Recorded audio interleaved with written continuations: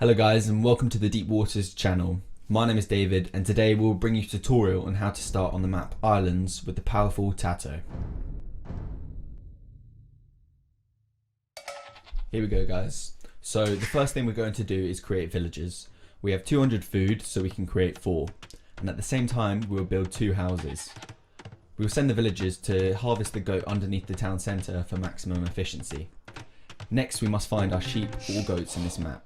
There are a total of 8 on the island, so we want to find them as soon as possible. To do this, we'll use the scout, which we will assign to the number 1 control group in order to locate the scout quickly.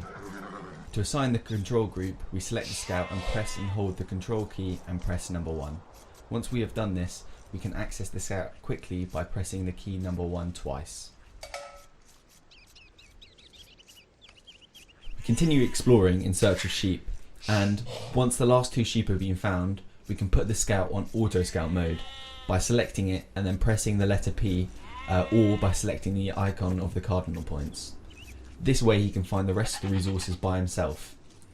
The next objective is to find 2 boars, one of which we can already see in the upper left area.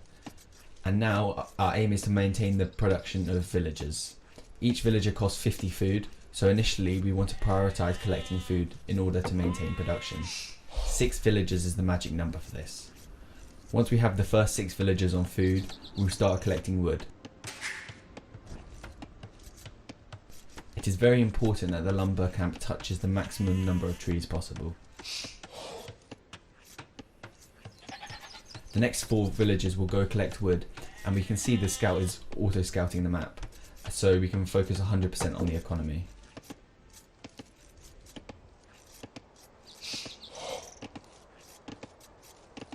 Now, remember that you must send the sheep one by one to the town centre, so the 6 villagers are on the sheep at the same time. Please leave your comments down below, any suggestions or questions, and if you like the video, don't forget to subscribe. We continue the production of villagers and direct them to the wood. Once the 5th villager is created, we will send him to build us a house and then the wood line. That will be a total of 5 villagers on the wood, and the next ones will go collect food.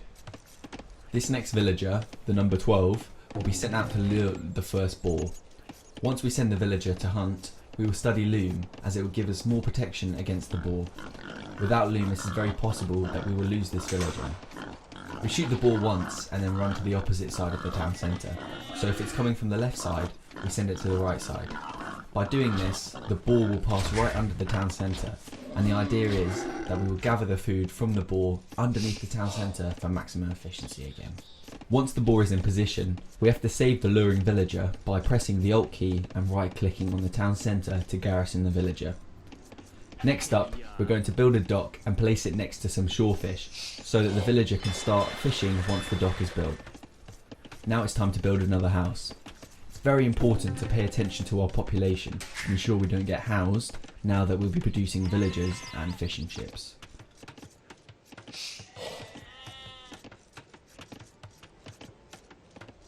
While ensuring our town centre is always producing, we will send a villager to hunt our second boar more or less when the first boar's health is around 50%.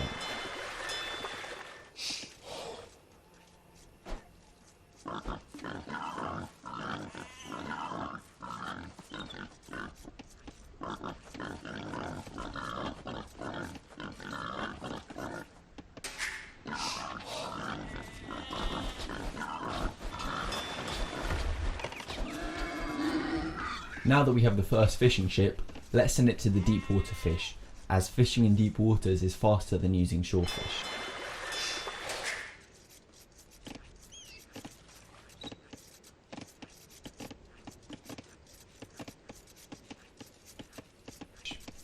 As our population is now 20, we can soon build another house, queue up another fishing ship, and place any new villages on wood.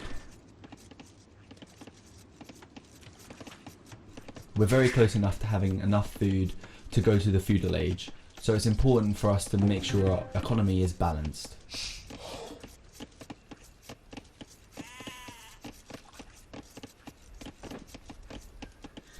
The objective for our islands build is to have 4 fishing ships in order to produce enough food to maintain villager production. We start to organise the villagers. and as soon as we can we will advance to the next stage.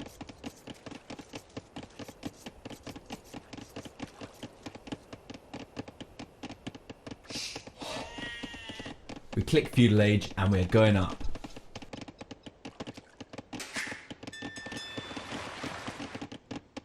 We will save this last sheep for the feudal age. So, now that we have 4 fishing ships, 1 villager fishing, this is enough as we don't need any more food. With our total of 22 villagers, 1 being on food and 21 chopping wood, we will now move these 9 to a new lumber camp. As we will be producing fire galleys, which cost 75 wood and 45 gold each, we need many villagers on wood. Next we will move 5 villagers to collect gold and send one of our lumberjacks to build another dock. We now have 4 fishing ships, 1 villager on shorefish, 7 on one lumber camp and 8 on the other, 5 gold miners and 1 builder.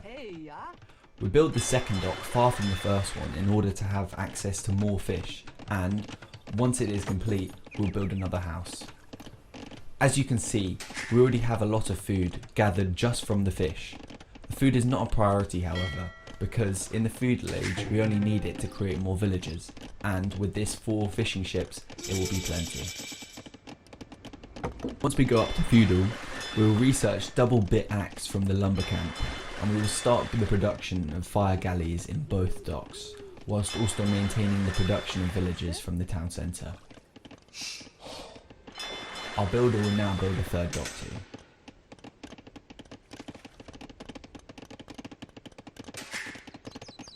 At the moment we have 15 villagers in wood, 5 in food, 6 in gold right now and 9 in stone. It is always good to invest all our resources in creating more units. At this point it doesn't really make sense to save resources. Additionally, we'll build another house to avoid getting housed.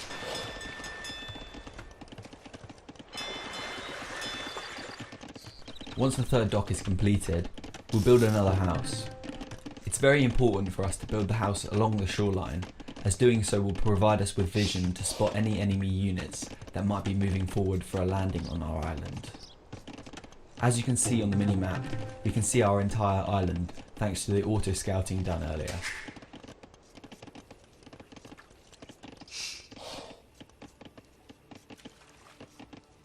We'll study the town watch technology in the town centre, which gives us +4 vision so we can see much more of the map.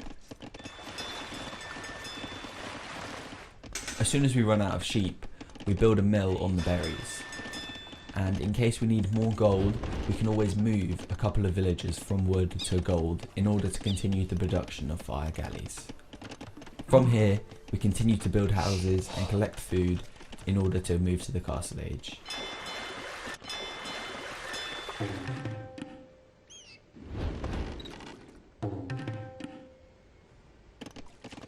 So, this is where we finished today guys. This was the build order for islands. I hope you enjoyed the video and understood the process. You can leave us a comment telling us your thoughts about the tutorial. Hit the thumbs up, and if you enjoyed, I would appreciate it if you subscribed.